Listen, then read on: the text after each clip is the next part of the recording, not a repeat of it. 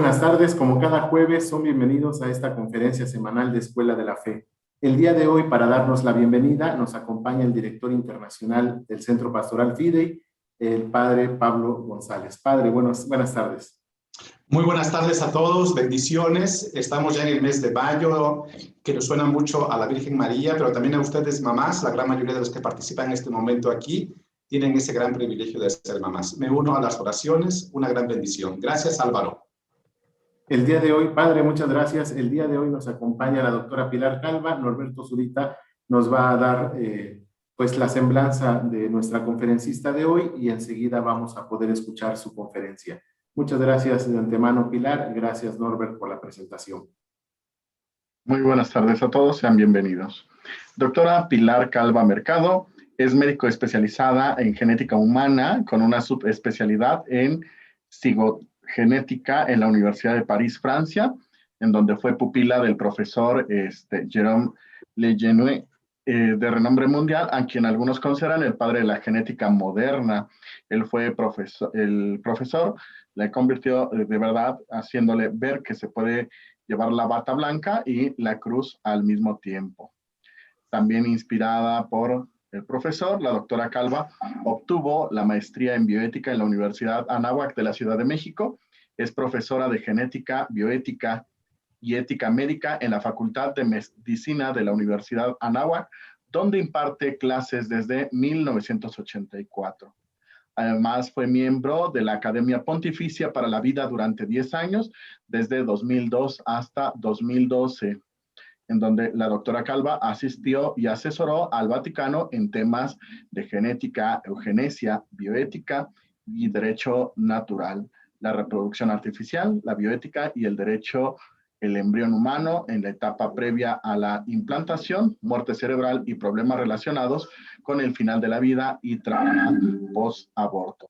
Además de su trabajo en la universidad, la doctora Calva se desempeña como editora en jefe de bioética e hispanos católicos para catholic.net, además de que es miembro del Consejo de Bioética de la Comisión Episcopal Mexicana de la Familia, la Sociedad Panamericana de Bioética, la Academia Mexicana de Bioética, el Observatorio Regional de la Mujer de América Latina y el Caribe y la Asociación Mexicana de Genética Humana. Bienvenida, doctora Pilar Calva Mercado. Muchas gracias por la invitación. Pues me emociona mucho que otra alegría del mes de mayo es que justo es el mes también de nacimiento de San Juan Pablo II y bueno, su atentado también, que vamos a hablar de él. Como bien les decían, pues yo parto de una conversión y quiero empezar contándoles cómo llegué. Voy a hacer una plática no histórica de cuántas encíclicas escribió San Juan Pablo II y cuántas referencias tiene y cuántos viajes hizo, no. Sino realmente voy a hacer una plática de corazón en cómo he encontrado respuesta como médico, como católico, como alguien que hace ética médica centrada en el valor de la persona, como cuando tengo un dilema, ahí está San Juan Pablo II y sigue estando para responderme, ayudarme a responderle. Entonces me ayuda a caminar en mi actividad como médico, como docente, como consultora de diversos temas, la importancia de saber de él. Bien. Pues yo llego a San Juan Pablo II a través de este profesor que escucharon ustedes, que es el doctor Jérôme Lejeune. El doctor Jérôme Lejeune, este año, el 21 de enero del 2021, es elevado como siervo de Dios, va camino a los altares, ¿verdad? ¿Y quién fue el profesor Jérôme Lejeune? El profesor Jérôme Lejeune fue un gran científico, aquí lo pueden ver, en la imagen de la derecha. Él fue quien describió la causa del síndrome de Down. No, sabíamos del síndrome de Down, John Langdon Down lo hizo unas décadas antes, pero no se sabía la razón. Y él encuentra que se debe a que estas personas tan especiales, como él los definía, quizás con una debilidad en su inteligencia, pero una grandeza en el amor, encuentran que tiene un cromosoma extra de más, es decir, tiene una trisomía 21, y gracias a eso, él está muy contento porque como en todas las enfermedades, una vez que conocemos la causa, pues lo siguiente vamos por el tratamiento. Y entonces él dedicó toda su vida al esfuerzo de tratar a estos pacientes. Sin embargo, en la libertad humana, pues su descubrimiento fue mal utilizado. Él fue un gran provida, desde siempre, familiarmente él era provida, pero él se convirtió más en un provida cuando uno de sus pacientes jovencitos se acercó a él y le dijo, profesor, en una consulta lo abrazó y le dijo, díganos que nos va a defender, nos quieren matar.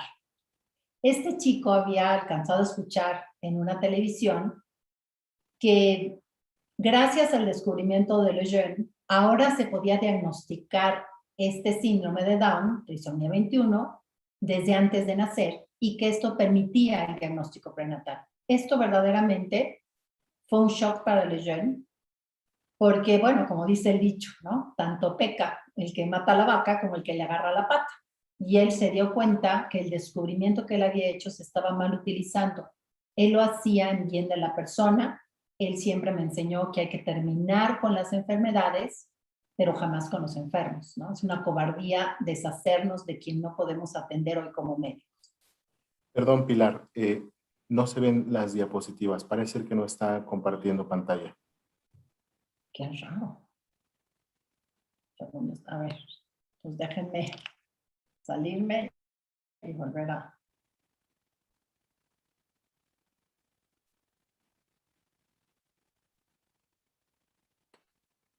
Tanta práctica.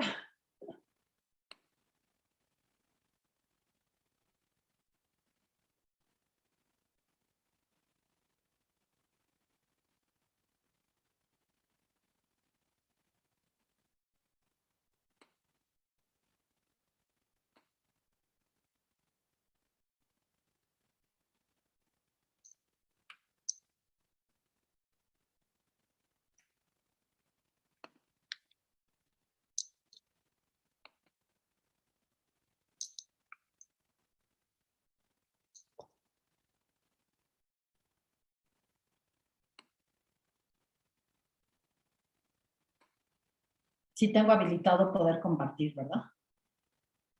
Sí.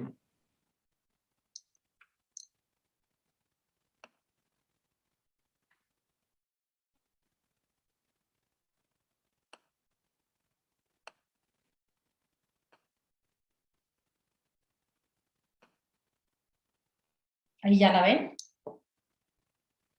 Sí, ya se ve. Perfecto. Bueno, pues ya nos perdimos las anteriores, pero no se preocupen. Aquí está el doctor Jérôme Lejeune.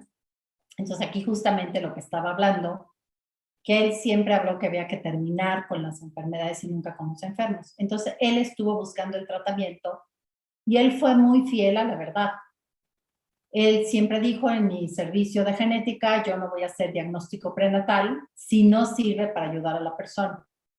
Es decir, yo no puedo dictar una sentencia de muerte para que alguien más la ejecute, porque eso hubiera sido que él en su diagnóstico hubiera diagnosticado que esa chiquita hubiera venido enferma y no hubiera sobrevivido, ¿no? Pues bueno, tuve la inmerecida gracia de estar con él. Yo desde que lo conocí recuerdo esa mirada de esos ojos azules y yo dije, esta persona es súper inteligente, le quiero aprender muchísimo. Vengo de una familia de gente muy inteligente, entonces realmente no me hubiera lampareado cualquiera. Pero lo que realmente a mí me impresionó de él fue esa mirada que dije, este es un verdadero sabio. Entonces sabía que le tendría que aprender mucho. Ya más adelante, siendo él un íntimo amigo del doctor Jérôme, del Papa San Juan Pablo II, San Juan Pablo II, siendo quien es, dijo que era el hombre más inteligente que él había conocido. ¿Sí? Entonces, pues bueno, me tocó hacer un trabajo de investigación con él, pero quizás lo que más me acercó a San Juan Pablo II fue que estaba yo en el laboratorio, pero a mí realmente no me gustaba el laboratorio, siempre me ha gustado el contacto clínico con pacientes, no me gusta estar escribiendo artículos de bioética, sino estar en la bioética clínica. Y entonces él me dijo, tú eres como mi sombra mientras yo doy consulta. Y entonces con él aprendí frases como estas que van a ser mucho de la base de mi interés en San Juan Pablo II, ¿no? Él, recordando aquí sería desde Pablo VI, pues él decía la anticoncepción es hacer el amor sin un niño, la fertilización artificial es hacer un niño sin hacer el amor, el aborto es deshacerse del niño y la pornografía es deshacerse del amor. Él tenía unos viajes misteriosos a Roma, más o menos cada 2 meses. Él me decía, hora de adelantar tu trabajo de investigación, que era mi motivo de la primera estancia con él, fue pues hacer mi tesis de pregrado, después ya regresé a hacer, nombraron ahí un posgrado en citogenética, y él me decía, yo voy a un viaje. Él sabía yo que iba a Roma, que iba con el Papa San Juan Pablo II. Yo la verdad es que ni le mandaba saludos, me daba lo mismo, yo estaba muy lejos de saber la riqueza que había allí, ¿no? Y en él se inspiró muchísimo para poder defender y utilizar siempre su inteligencia. Y cada vez que regresaba, él me decía, me dejaba lo que él había escrito para la Pontificia Academia de las Ciencias, donde por supuesto estaba presente San Juan Pablo II. Y esta son una de esas cosas que realmente llaman mucho la atención en cuanto a su cercanía y en cuanto yo como fui cautivándome de San Juan Pablo II a través de Jérôme Lejeune. Lejeune fue un gran amigo de San Juan Pablo II y el mismo día del atentado, justo en mayo, ¿verdad? Él había desayunado junto con su esposa, con el Papa, y el Papa le había encomendado al profesor Jérôme Lejeune crear esta academia nueva, que no fue ni de las ciencias ni de la salud, sino una academia específicamente para la defensa de la vida. Se llama la Academia Pontificia para la Vida. Y él fue justamente el primer presidente unos cuantos meses, porque falleció unos meses después. Lejeune era muy celoso de sus pacientes y él podía haber estado tan famoso viajando siempre, y él dedicaba un porcentaje a viajes y el resto lo dedicaba a sus pacientes. Entonces iba a lo que iba. Entonces él termina el desayuno, el Papa se va a la plaza de San Pedro, Lejeune toma el avión y más o menos en el mismo horario que San Juan Pablo II sufre el atentado, Lejeune va volando a París y él tiene un cuadro abdominal inexplicable. Él llega directo al hospital, lo revisan, no encuentran nada y después conocen que justamente a la hora del atentado él había sufrido esto. Tuvieron entonces más que una amistad, una cercanía muy importante. San Juan Pablo II escribe una carta cuando Lejeune fallece, no me va a dar tiempo a leerla, pero bueno, la pueden encontrar ustedes, donde él reconoce la labor de Lejeune como un científico que no se dejó apanicar ante la verdad, ¿no? Pues bueno, aquí vemos cómo, aquí como dice, como un sabio, sintió pasión por la vida, ¿verdad? Cómo lo invitaban a dar conferencias y él nunca se alejó de sus convicciones más profundas, que eran justamente la verdad en todos los sentidos, la verdad biológica, la verdad, ¿no? Esta es la carta, que pues, por obviedad de tiempo no va a dar tiempo. Y en un viaje que hace unos años después, Lejeune muere en el 94, en el 97 San Juan Pablo II va a Francia al Encuentro de la Juventud. A lo mejor algunos de ustedes estuvieron ahí, yo no estuve, pero y él tiene una tarde libre y todos se pelean porque vaya con ellos, los del gobierno, los religiosos, ¿no? Y él dice, no, yo hoy tengo una tarde, voy a ir a visitar a un antiguo amigo, y esta es la foto que circula al día siguiente en todos los periódicos a nivel del mundo, ¿no? Lejeune va a visitar a su amigo, va a Étampes, un lugar muy sencillo, y va a visitar a Lejeune rodeado por quienes Lejeune dio su vida, ¿verdad? Estos chiquitos, entonces. Es a través de Lejeune que llego a San Juan Pablo II. Entonces mi interés en San Juan Pablo II empieza por estos viajes, por estos documentos y porque él me presenta a San Juan Pablo II. ¿Quién es San Juan Pablo II en mi vida? San Juan Pablo II ha sido un referente, un faro. El primer faro de ética fue Lejeune. Yo venía con mucha confusión. A pesar de la universidad en la que había estudiado, siempre existe el elemento de la libertad de los profesores, la libertad de los estudiantes, pues yo estaba muy confundida. Pensaba que era un bien hacer un diagnóstico prenatal, esperaba, pues igual que todos, pues que se liberara el aborto, aprendí inyectando anticonceptivos, estaba verdaderamente perdida en mi línea ética. Y Lejeune, como ya les dijeron, me enseñó a ver que yo podía volar más alto en una libertad científica si volaba con el ala de la razón y el ala de la fe. El primer documento que me impacta mucho y que muchos de ustedes recordarán, a lo mejor algunos, es el documento en el cual prepararon su matrimonio. Es un excelente documento para preparar un matrimonio. Y creo que tendríamos que estar rescatando Familiaris Consortio, que, bueno, es una imagen de Humane Vitae, y en Humane Vitae de Pablo VI, pues estuvo Caro Bottila, el cardenal Caro Bottila, en la redacción de la misma, ¿no? Entonces, en este documento, San Juan Pablo II habla sobre la familia en 1981, cuando ya, por supuesto, la Virgen de Fátima había dicho, la principal ataque vendrá a la familia, ¿no?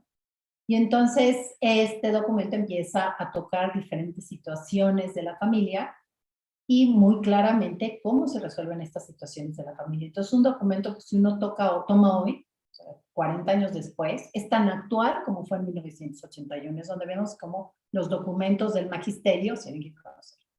Entonces, uno de los puntos que alerta San Juan Pablo II, que viene también del documento de Humane Vitae de Pablo VI, viene anteriormente de Gaudium Spes del Concilio Vaticano, anteriormente viene de Castum Conubis, ¿verdad? Él habla y empieza a alertar sobre lo que es la mentalidad anticonceptiva, él la llama la mentalidad del anticoncepcionismo. Entonces, este documento que él escribe en el 81, Pablo VI había escrito en el 68 el suyo, un documento que le causó pues muchos, fue de una gran contradicción, ¿verdad? Muchos lo atacaron por ellos, conferencias episcopales. Pablo VI coloca 4 profecías en este documento. No me voy a meter ahorita todas, pero voy a retomar la que San Juan Pablo II toma aquí.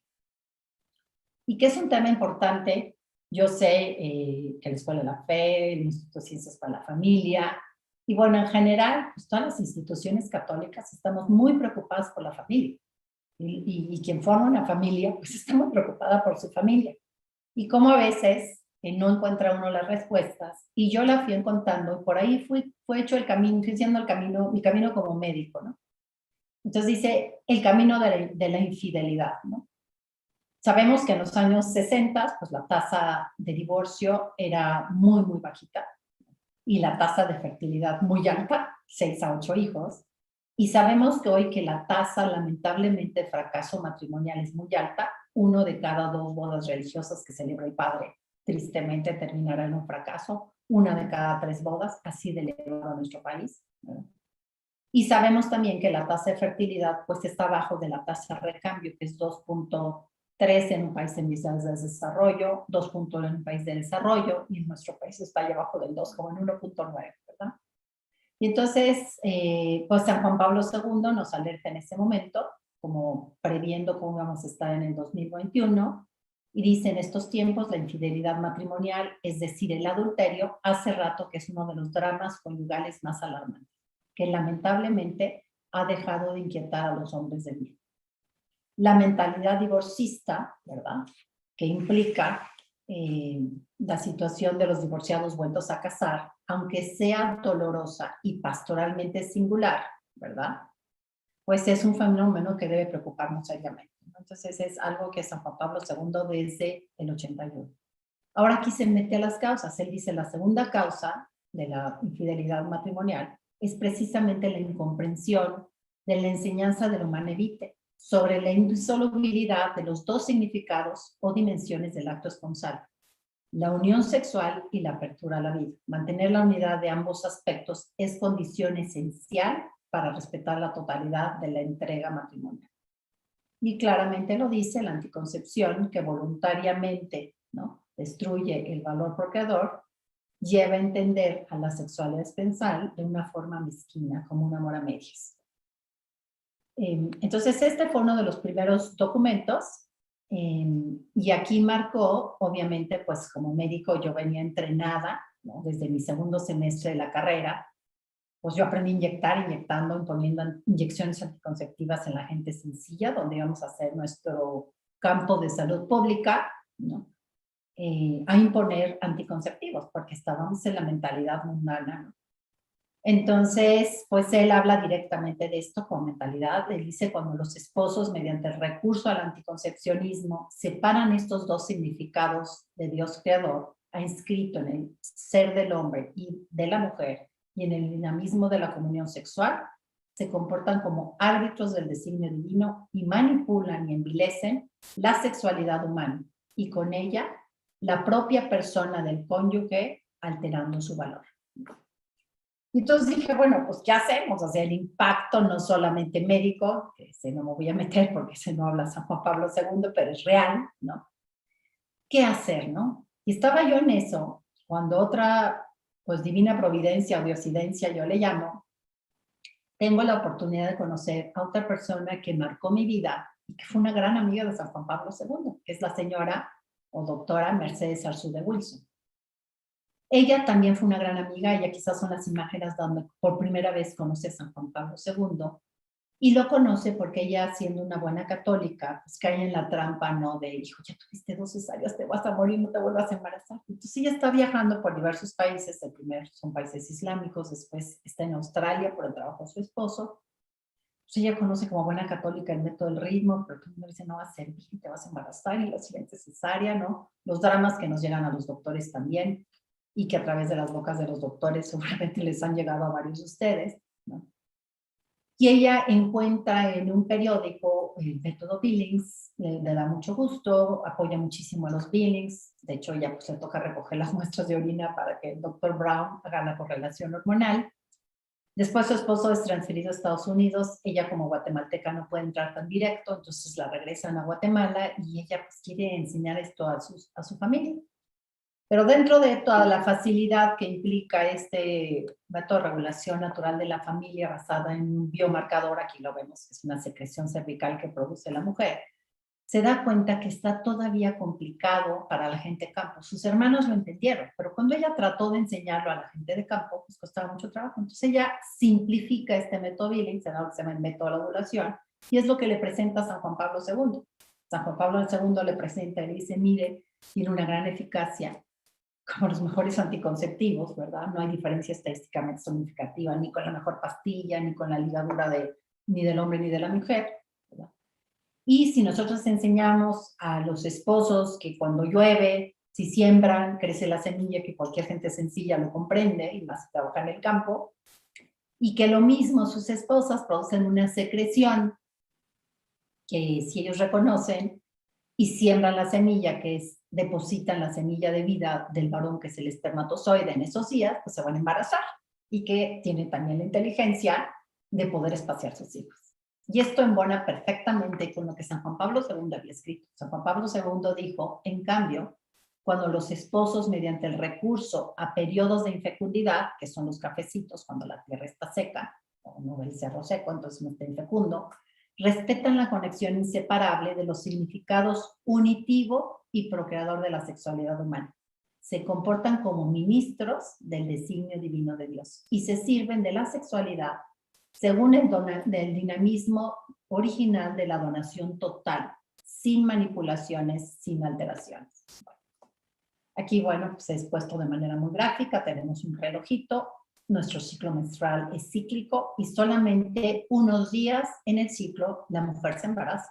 Y es increíble. Yo veo pacientes con temas de fertilidad, de infertilidad, de esterilidad, doctorados en física cuántica, y cuando les digo, bueno, ¿y saben si el abrazo esponsal se está dando en la etapa fértil? Hacen unos ojos y me dicen, ¿que no somos fértiles todos los días? ¿No?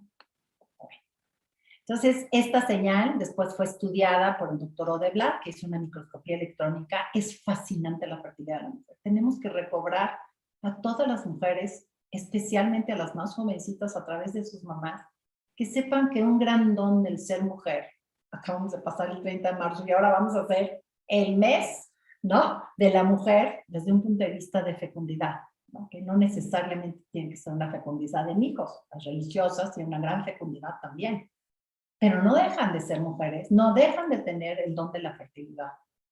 Entonces vemos cómo aquí, cuando la ovulación sucede muy cercana aquí a donde está este triangulito, y cuando la mujer está lejana a ovular, todavía como que hay una red que atrapa los espermatozoides. Después hay una carretera con topes que los empieza a dejar pasar, y después hay unas verdaderas autopistas moleculares. Es decir, la sexualidad, sin lugar a duda, está unida a la fertilidad y al ser mujer.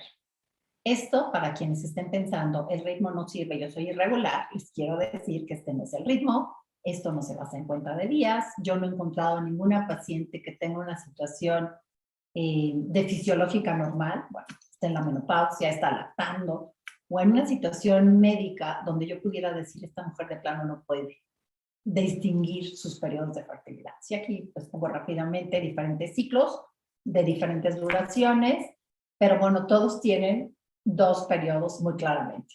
Uno es el de sangrado y otro es el de etapa de fertilidad, ¿no? Entonces, San Juan Pablo II, entonces conozco también mucho a San Juan Pablo II, de hecho me valió una de las últimas fotos, que no sé si llegaremos, ¿verdad? Fui de la penúltima persona en saludar a San Juan Pablo II en su última audiencia, antes de que ya no pudiera salir por su enfermedad final, ¿verdad? Fue a través de Mercedes y le encomienda, le dice, esto es extraordinario. Y, igual que Lejeune, son personas con una gran inteligencia, con una gran humildad. Y entonces él le encomienda que enseñe esto lo más posible y justamente conoce a la Madre Teresa, me decía Mercedes, antes de que fuera famosa en un avión, nos encontró ahí en un aeropuerto y se acercó a ser una religiosa. Y entonces es a través de Mercedes Wilson, que en lo personal yo he ido a 22 países, que Mercedes como 40. Bueno, yo ya me uní a la mitad de su apostolado, antes pues bueno, tenía hijos muy chiquitos, estaba siendo mamá. Y hemos enseñado este método muy sencillo entre los más pobres, con una eficacia del 99%. A veces más alta en la India que en Inglaterra. Entonces algún día le preguntamos a Mercedes, ¿cómo? ¿Por qué? No. Y ella dijo, es que un pobre está tan acostumbrado a sacrificar que un sacrificio más no le cuesta. Lo dejo como motivo de reflexión, ¿verdad? Son extraordinarias alumnas sus monjitas, ¿no?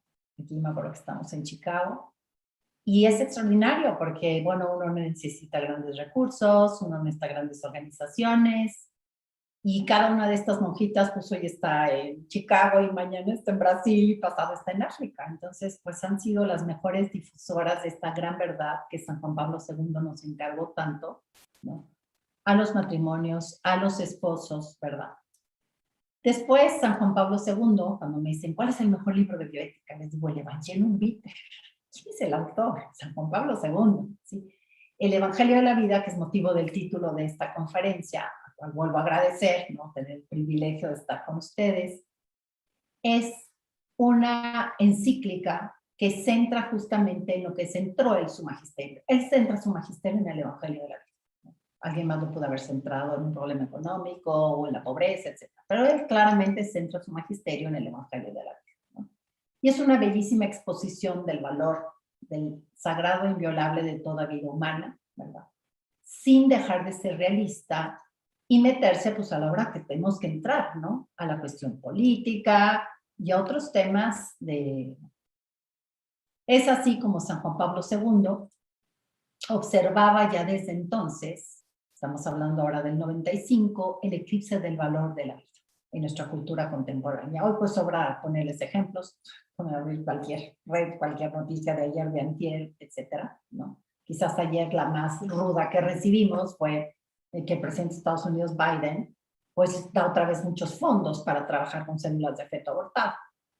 Pero bueno, pues también en otros temas pues como que las aceptamos, ¿no? Entonces, pues sí es preocupante, ¿verdad?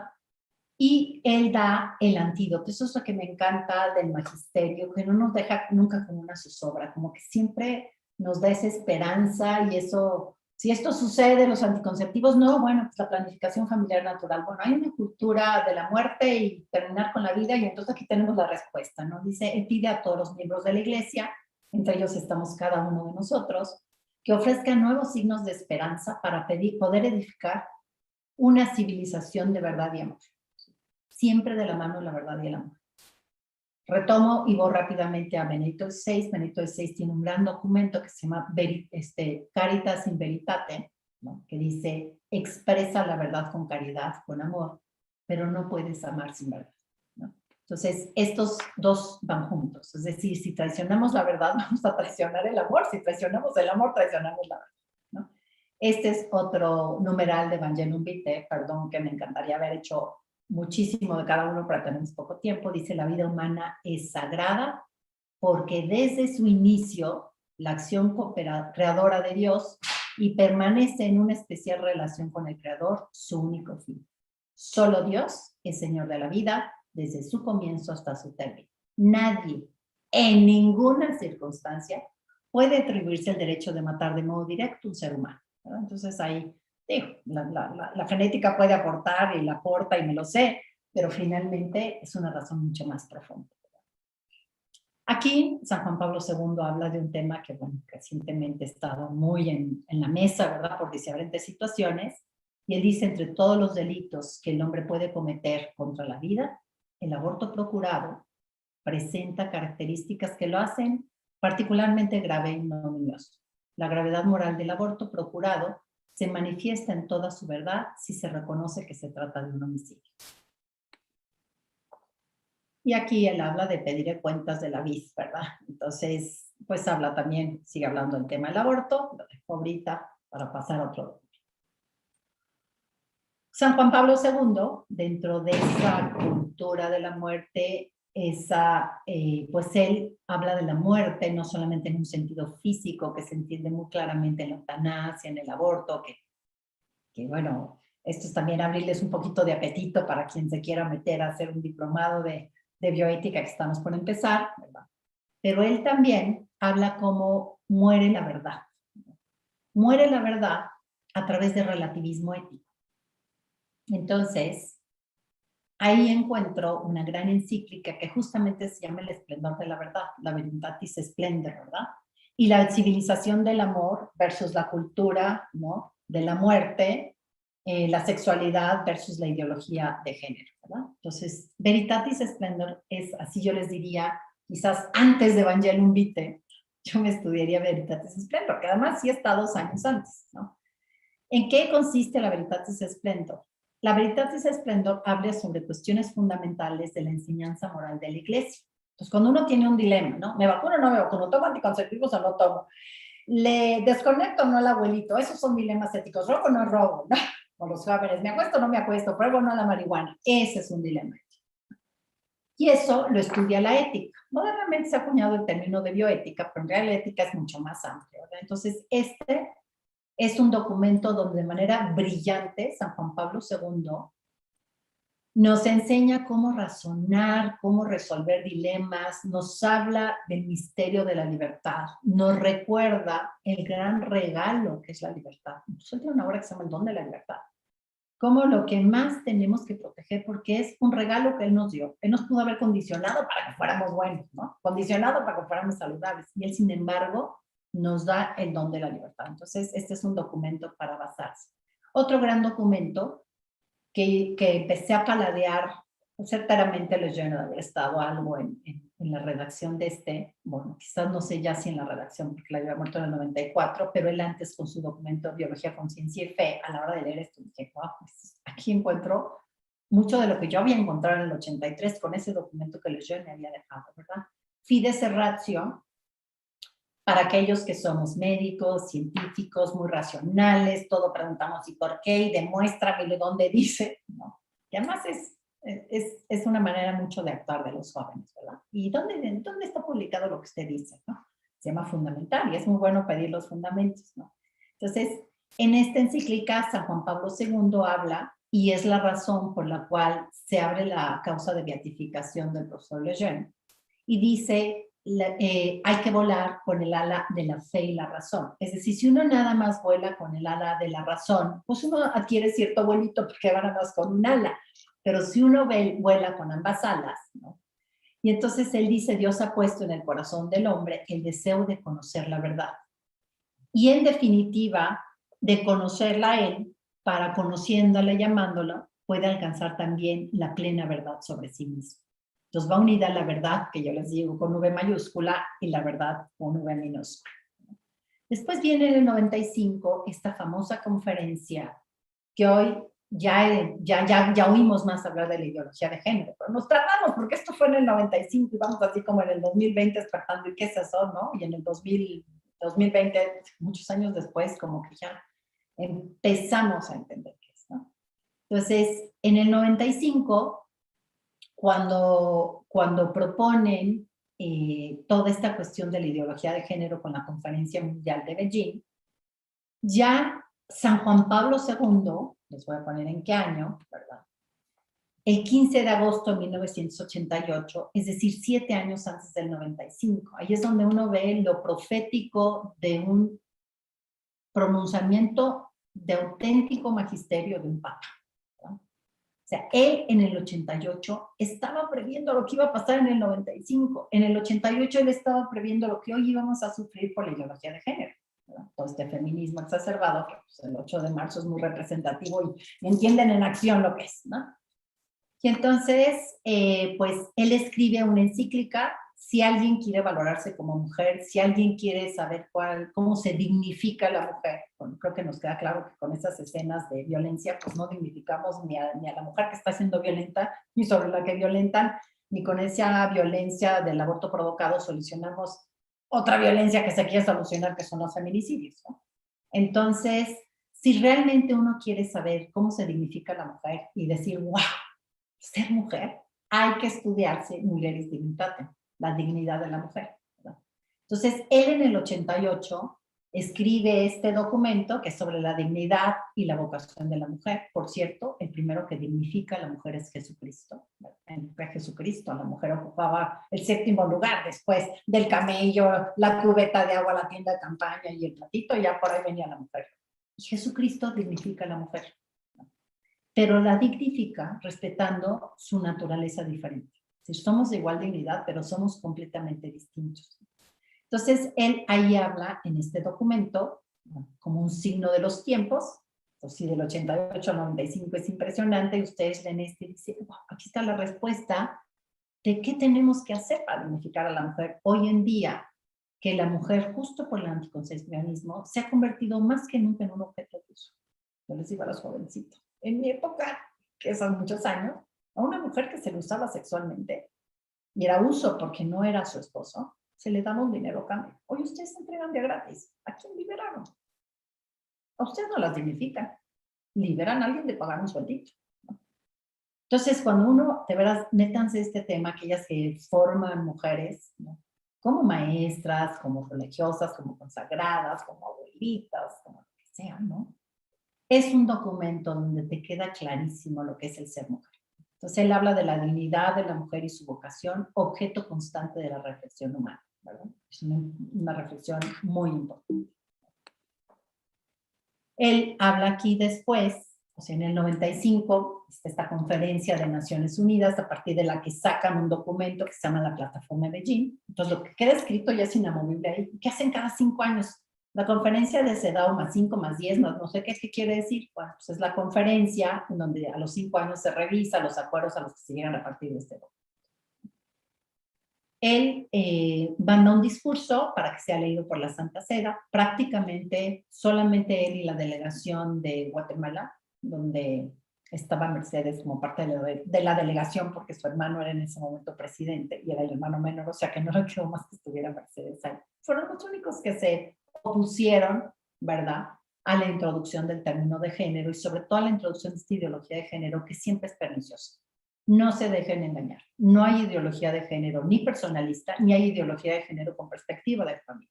La ideología de género es anti-persona, anti-familia, anti-vida, anti-matrimonio, anti-familia, ¿no? Entonces él aquí toca, retomando su discurso que él manda en el 95 y que pues está justamente tocando un punto de Mulieris Dignitatem. Él dice, la trivialización de la sexualidad, especialmente en los medios de comunicación, y la aceptación en algunas sociedades de una sexualidad sin freno moral ni responsabilidad, son perjudiciales sobre todo para la mujer. En una sociedad que sigue este camino, es muy fuerte la tentación de recurrir al aborto como resultado no deseado de la promiscuidad sexual y la irresponsabilidad de los padres. Es la mujer la que soporta el mayor peso de la Catecismo de la Iglesia Católica, bueno, también el último es la versión cuando está San Juan Pablo II, ¿verdad? También toca mucho este tema. Tenemos otros temas, aquí toca el tema de la homosexualidad, ¿verdad? Que hoy también está tan en los tinteros, ¿verdad? Sobre, considerando, ¿no? Aquí se habla de los pecados graves, intrínsecamente inmorales, ¿verdad? Y entre ellos pone el tema de la homosexualidad, ¿verdad? Sobre todo los actos homosexuales, ¿no? Entonces aquí habla del problema y el juicio ético sobre los actos homosexuales se ha convertido en un debate público. Estamos en el 86, pero parece que lo escribieron para ayer. Incluso en ambientes católicos, en discusión frecuentemente se ponen argumentaciones y se expresan posiciones no conformes con la enseñanza de la Iglesia Católica, que suscitan una justa preocupación para todos aquellos que están comprometidos con el ministerio pastoral. Por consiguiente, esta congregación ha considerado el problema tan grave y difundido que justifica la presente carta dirigida a todos los obispos de la Iglesia Católica. Entonces, cuando alguien me dice, es que la Iglesia no nos quiere, yo les digo, es el único trastorno, se puede nombrar así, al cual nuestra Iglesia ha escrito 3 documentos. Los 3 documentos, de manera muy interesante, escritos en la época de San Juan Pablo II. Esta es una carta de atención pastoral. Es preciosa lo que se llama la atención pastoral, ¿no? Que es la línea del catecismo de la Iglesia Católica. No al pecado, sí al pecador, ¿no? Este es otro de los documentos, ¿verdad? Que este es del Pontificio Consejo para la Familia, también en la época de San Juan Pablo II, si quieren leer del tema, que a veces uno dice, ay, es que yo no sé qué diga. Hay todo un documento, yo les pongo aquí parrafitos nada más para abrir apetito, ¿verdad?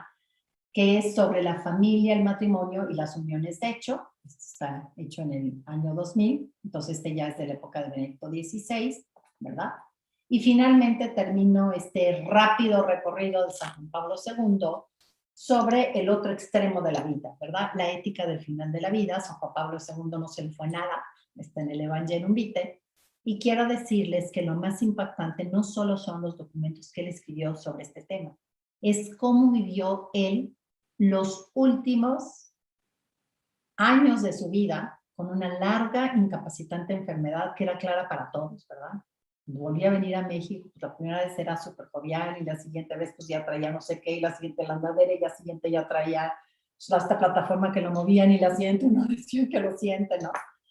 Pero como él también vive, ¿no? Esos últimos momentos de su vida, ¿verdad? Aquí me voy a brincar sobre la muerte cerebral porque ya no nos da tiempo, ¿sí? Entonces, hay un gran documento, además de lo que él, escribe, ¿verdad? Él, en sus últimos momentos de la vida, los últimos días, es algo, hablar de qué vive el Papa es de lo que más me ha ayudado. Yo como genetista no era mi tema el final de la vida. Yo entré al tema del final de la vida primero por un tema de trasplantes y de muerte cerebral, que, perdón, me lo tuve que saltar, pero si no sería media hora más y quiero ser respetuosa con el tiempo. Pero también el haber podido vivido esa experiencia de ese tema de trasplantes al mismo tiempo que San Juan Pablo II vivía sus últimos días, ¿verdad? San Juan Pablo II llegó un momento en donde dijo, dejadme regresar a la casa del Padre. Este es el tema más difícil en ética y del final de la vida. No es raro que me preguntan, y es el motivo por el cual si necesito terminar puntualmente, tengo una persona de Colombia esperándome para conectarme con ella, en donde me dicen, doctora, ¿puedo desconectar a mi esposo? Estoy obligada a que le den reanimación, ¿no? Es decir, ¿hasta dónde hago? Que sí, que no. Y parece muy simple lo que el Papa dijo, ¿no? Él dijo en sus últimas semanas, él dijo las famosas palabras, dejadme regresar a la casa del Padre. ¿Qué significa eso? Él nunca dijo, aviéntenme a la casa del Padre. Eso hubiera sido claramente una eutanasia. Y se puede aventar, ¿no? Por acción o por omisión, ¿no? Sobre todo por omitir los 4 cuidados ordinarios. Pero tampoco dijo, manténganme aquí. Eso hubiera sido ensañamiento terapéutico. Entonces, cuando él, el Papa de la palabra, el Papa de la pluma, ya no pudo, ¿no? Porque sí estaba muy desgastado por la enfermedad, muy desgastado por su entrega por Cristo, era obvio que estaba así. Él seguía de pastor. Sin embargo, él ya no podía escribir ni podía hablar. Es más, la última escena que lo vimos salir, él había hecho un cuidado que tenía que hacer. Él le había dicho, a mí ya me dejan en mis aposentos, yo ya no me muevan de aquí, y él volvió a salir. Una noche su lucecita no se encendió y al día siguiente supimos que había salido, que hacía una traqueostomía, el ojito de aquí. Y ese miércoles él sale al balcón y él trata de hablar, no puede. Es la única vez que yo lo vi como medio enojado, pega en el atril y lo vuelve a meter. Cuando yo leí el libro de Valentina Lasraki entendí mucho de lo de atrás, porque una persona que tiene traqueostomía puede hablar de una manera especial porque obviamente el sonido va a salir por aquí. San Juan Pablo II podía hablar, es más, él practicó lo que iba a decir, pero le emocionó tanto ver la plaza de San Pedro llena que no pudo por emoción salir, ¿no? ¿Por qué se hizo él esto? Porque él sabía que estaba obligado a hacer eso. Pero ¿por qué no enchufaron esto al mejor ventilador? Que pues todos hubiéramos dado dinero, tenido 20,000 ventiladores, ¿no? De oro de 14 quilates. Pero ¿por qué a él no lo conectaron a un ventilador? Porque él sabía que era desproporcionado. Entonces, él no solamente escribe los criterios muy claros al final de la vida, la obligatoriedad de alimentar, de hidratar, de tener una vía permeable, que fue el tubito que le pusieron, y limpieza en general, que es limpieza sobre todo y evitar que se tengan sus úlceras de decúbito, es prácticamente lo que estoy entregada en la mayoría de mi práctica médica, sino él había ya escrito un documento, que quiero cerrar con él, que cambió mi manera de dar consulta. Y es un documento que me ayuda muchísimo a que acaben de sacar el Kleenex en esos momentos de tremendo dolor cuando tenemos un familiar en casa en este tema. Hay veces que las discusiones se ven algo muy pragmático. Hace un año me acuerdo que me encontraba escribiendo artículos sobre la asignación de recursos. El pleito el año pasado no eran las vacunas, eran los ventiladores, que me tocara uno, ¿no? Y entonces me dio mucha oportunidad de regresar a las enseñanzas de San Juan Pablo II. Primero pues hay que juzgar qué tanto va a servir ya en ese momento el ventilador, y no solamente es en el tema más actual, ¿no? Sigo yo teniendo pacientes con fases terminales de cáncer, pacientes con infartos muy agresivos que están en fase terminal, personas que por la edad ya están en fase terminal. Pero me ayudó muchísimo llegar a este documento que se llama Salvifici Dolores, que es Pilar, sentido. Perdón por la interrupción, son 10 para la 1. Son 10 para la 1, gracias. Sí. Sobre el sentido del sufrimiento humano.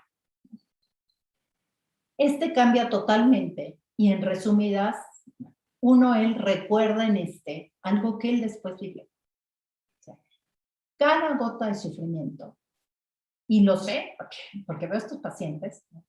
Y sé lo que pasa a la familia.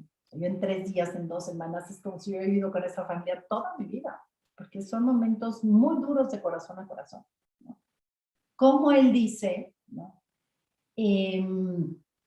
No dejen que se desperdicie ninguna gota de sufrimiento, ¿no? Él pone aquí, casi siempre se empieza con una frase del Evangelio, dice, suple mi carne, dice el apóstol San Pablo, indicando el valor salvífico del sufrimiento, lo que falta a las tribulaciones de la pasión de Cristo por su cuerpo, que es la iglesia. Entonces, el sufrimiento no hay que huir. O sea, no tenemos que estar tan preocupados por no sufrir porque no nos pasa. Darle sentido al sufrimiento. Yo de manera muy sencilla, y con esto termino, siempre trato de decirle a mis pacientes, cambia ese ¿por qué? ¿Por qué a mí? ¿Por qué a mi papá? ¿Por qué a mi hijo si somos tan buenos y siempre? ¿Aún para qué? Lo que yo sí les puedo decir es que Dios sabe con quién cuenta para poder arrancar esas últimas gracias que arranca el sufrimiento. Muchas gracias.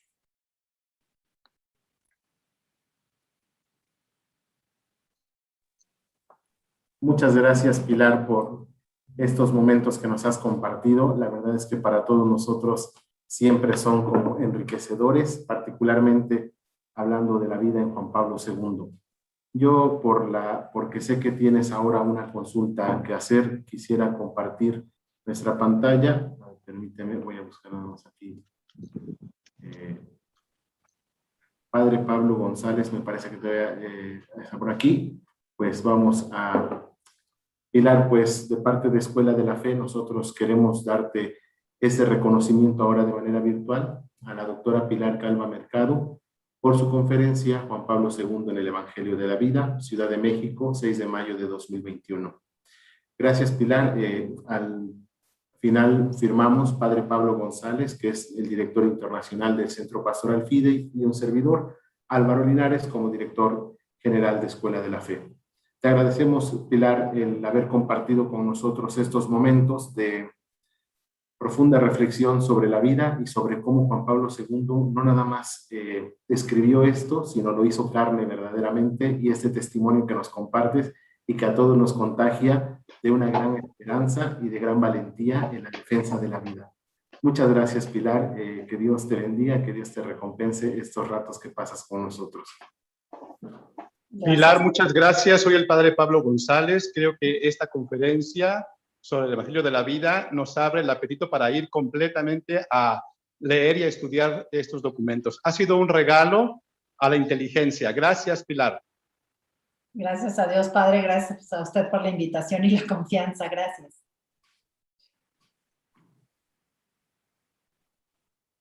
Pues ahora, por cuestiones de su trabajo, también la doctora va ahora a dar una consulta que se requiere. Vamos a terminar nuestra transmisión en YouTube y nos quedamos aquí en Zoom. Como cada semana, les agradecemos el favor de su atención. Nos vemos el próximo jueves. Estará con nosotros la doctora Luz María Dolero sobre los retos de la maternidad en el siglo XXI, el próximo jueves a las 12 del día por este canal del Centro Pastoral Fidei. Gracias a todos. Gracias, Álvaro.